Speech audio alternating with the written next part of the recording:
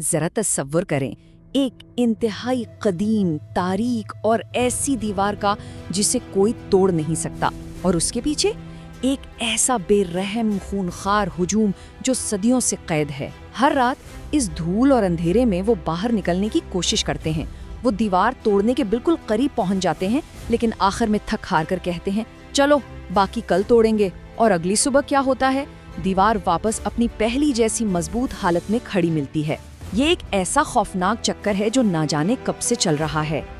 لیکن پتہ ہے، ایک رات ایسی آئے گی جب یہ صدیوں کا چکر ہمیشہ کے لیے ٹوٹ جائے گا۔ اس بھیڑ میں سے انجانے میں ہی صحیح کوئی ایک شخص کیا اٹھے گا، انشاءاللہ ہم اسے کل توڑیں گے۔ اور بس اس ایک لفظ کی طاقت دیکھیے، جب وہ اگلی صبح واپس آئیں گے نا تو دیوار ویسی ہی ٹوٹی ہوئی ملے گی جیسی انہوں نے رات کو چھوڑی تھی۔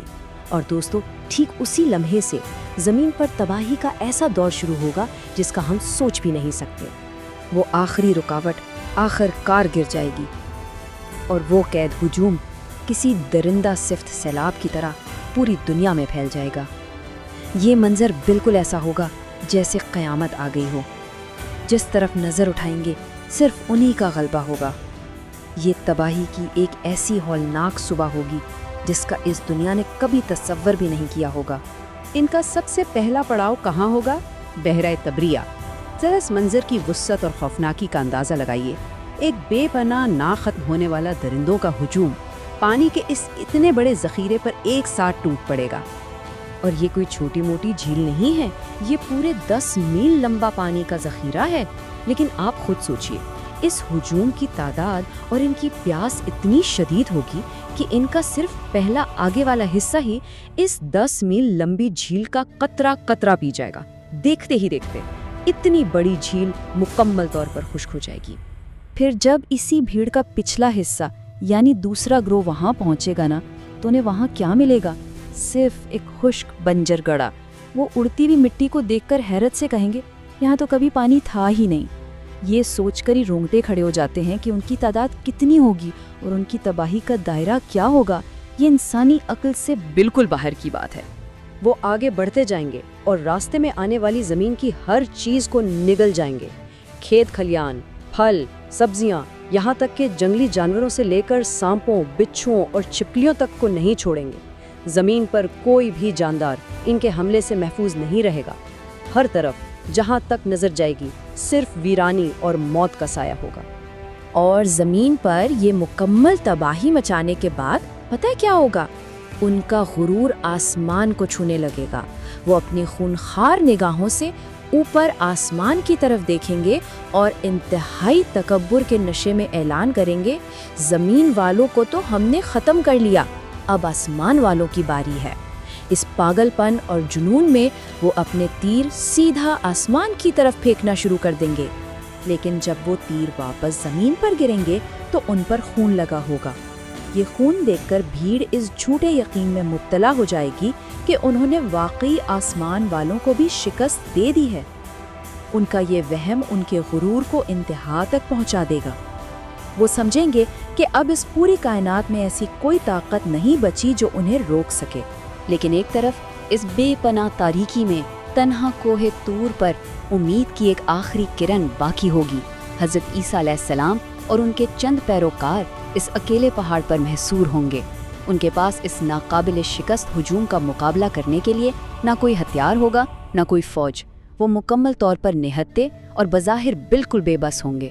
ایسی گہری مایوسی کے عالم میں ان کے پاس صرف ایک ہی ہتھیار بچے گا۔ حضرت عیسیٰ اور ان کے ساتھی مل کر اللہ کے حضور جھک جائیں گے، ایک ایسی آفت کے خلاف جس نے پوری زمین کو روند ڈالا ہو۔ ان کا ہتھیار ہوگی ایک خاموش، آنسوؤں سے بھری اور یکجہتی پر مبنی دعا۔ اور پھر آسمان سے کوئی بہت بڑی فوج یا طوفان نہیں آئے گا، بلکہ ایک بالکل غیر مرئی، نہ نظر آنے والی ضرب لگے گی۔ اللہ تعالیٰ اس ظالم ہجوم کے ہر فرد کی گردن میں ایک انتہائی چھوٹا سا کیڑا پیدا کر دے گا۔ ذرا سوچئے، وہ طاقت جس نے آسمانوں کو فتح کرنے کا دعویٰ کیا تھا، وہ ایک چھوٹے سے کیڑے کے سامنے بالکل بے بس ہو کر رہ جائے گی۔ اور یہ سب ہونے میں کوئی مہینے یا سال نہیں لگیں گے، صرف ایک رات۔ جی ہاں، صرف ایک رات۔ اسی ایک رات کے اندھیرے میں وہ کیڑا اپنا کام کر جائے گا اور سورج نکلنے سے پہلے پہلے پوری زمین پر پھیلا ہوا وہ مغرور ناقابل شکست ہجوم خاموشی سے موت کی نیند سو جائے گا۔ اگلی صبح جب پہاڑ پر قید لوگ احتیاط سے نیچے اتریں گے تو انہیں کیا دکھے گا؟ ایک انتہائی خوفناک اور خاموش زمین کا 1 انچ بھی خالی نہیں ہوگا۔ حد نگاہ تک ہر طرف صرف انہی حملاوروں کی لاشیں بچھی ہوں گی۔ سچ میں ایک بالشت بھر جگہ بھی ایسی نہیں ملے گی جہاں آرام سے قدم رکھا جا سکے۔ اس عجیب اور بھیانک بدبو کو ختم کرنے کے لیے آسمان سے ایسے عظیم الشان پرندے بھیجے جائیں گے جن کی گردنیں اونٹوں جیسی ہوں گی۔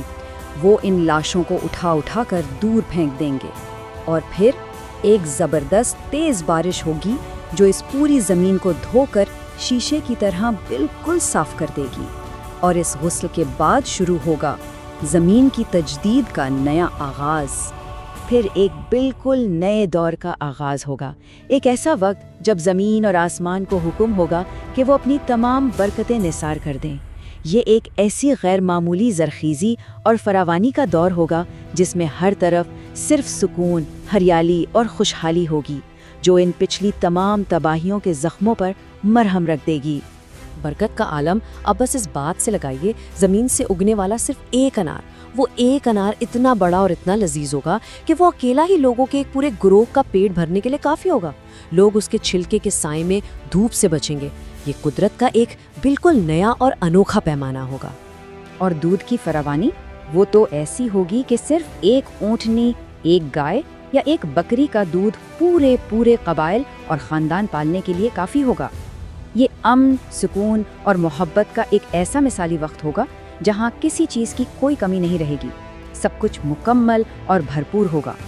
لیکن ذرا ٹھہریے، یاد رکھیے کہ وہ قدیم دیوار آج بھی اپنی جگہ پر قائم ہے۔ کسی نامعلوم مقام پر اندھیرے میں لپٹا ہوا وہ ہجوم آج بھی اسی وقت ہر رات اس دیوار کو توڑنے کی کوشش کر رہا ہے۔ تو سوال یہ ہے کہ جب وہ دیوار آخرکار سچ میں گرے گی تو اس وقت ہم اور آپ یعنی انسانیت کہاں کھڑی ہوگی؟